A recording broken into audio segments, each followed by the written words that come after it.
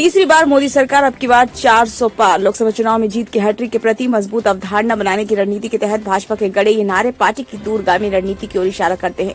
इन नारों से भाजपा के रणनीतिकारों ने चुनावी बहस को एनडीए की हार जीत से परे गठबंधन को तीसरी और बीते 2 चुनाव से बड़ी जीत हासिल करने का माहौल बनाने की दिशा में कदम बढ़ाकर विपक्ष पर मनोवैज्ञानिक बढ़त बना ली है। बीते 2 मुकाबलों की तरह इस बार भी एक तरफ अब तक अजय ब्रांड मोदी है तो दूसरी ओर एक साथ आने की कोशिश में लगातार बिखरता विपक्ष है।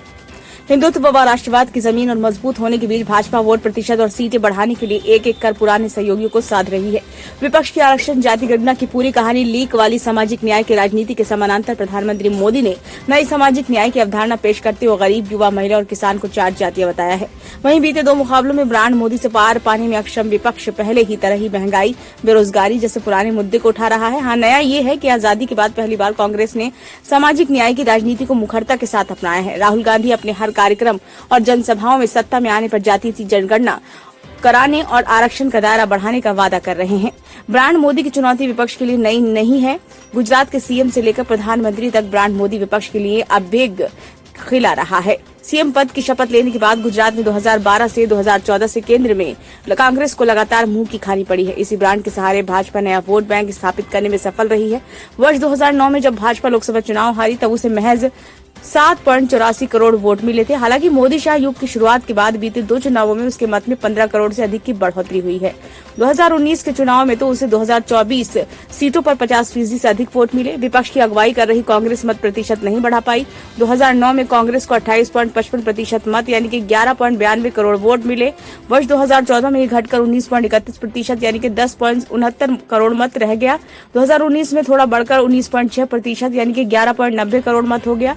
कांग्रेस का मत प्रतिशत स्थिर रहा मगर भाजपा का तेजी से बढ़ा। 2019 में भाजपा को 37.7% वोट मिले, कांग्रेस से करीब 2 गुना।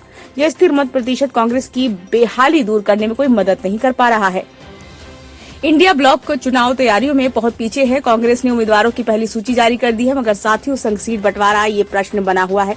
पंजाब में आपके साथ, महाराष्ट्र में शिवसेना, यूबीटी, एनसीपी, शरद गुट, बिहार में राजद के साथ गुत्ती नहीं सुलझ पाई है। पश्चिम बंगाल में टीएमसी ने तो सभी 42 सीटों पर उम्मीदवार घोषित कर गठबंधन के गणित को उलझा दिया है। पीडीपी व नेशनल कॉन्फ्रेंस बार बार ब्लॉक से दूर जाने का इशारा कर रहे हैं। एनडीए व इंडिया ब्लॉक में सबसे बड़ा अंतर जमीनी स्तर पर संगठन का कामकाज पैदा कर रहा है। मोदी शाह युग के साथ भाजपा ने बूथ स्तर पर प्रबंधन व सर्वाधिक मेहनत की है। वहीं विपक्षी गठबंधन में शामिल आप डीएमके के अलावा किसी दल ने बूथ स्तर पर बेहतर प्रबंधन नहीं किया है। कांग्रेस ने किसी भी राज्य में संगठन मजबूत करने के लिए मेहनत नहीं की है। राजनीतिक विश्लेषक मानते हैं कि विपक्ष ब्रांड मोदी के खिलाफ अपने सही मुद्दे तय करने के बदले पीएम मोदी पर व्यक्तिगत हमले को एजेंडा बनाकर हार का सामना कर रहा है। तथ्यात्मक बात यह है कि पीएम के रूप में 2 कार्यकाल पूरा करने के बाद भी मोदी की लोकप्रियता में कहीं कमी नहीं दिख रही है। विपक्ष को मोदी पर व्यक्तिगत हमले का नतीजा भुगतना पड़ा है, फिर भी वे इससे बाज नहीं आ रहा। मोदी ने हर व्यक्तिगत हमले को ही हथियार बनाकर विपक्ष का दम फुला दिया। 2014 में मोदी को चाय वाला कहकर और जाति का मुद्दा उठाकर 2019 में राफेल सौदे में चौकीदार चौधरी का नारा गढ़ने वाले विपक्ष को इसकी कीमत चुकानी पड़ी। मोदी के सीएम रहते भाजपा ने विपक्ष के हमले को हिंदुत्व पर हमला बताया, जबकि केंद्र में आने के बाद इसे गरीबों का मजाक उड़ाने से जोड़ा। इस बार राजद सुप्रीमो के मोदी के परिवार विहीन होने के बयान को भाजपा ने मोदी का परिवार अभियान के जरिए ध्वस्त करने की रणनीति बनाई है। ब्यूरो रिपोर्ट, नई दिल्ली।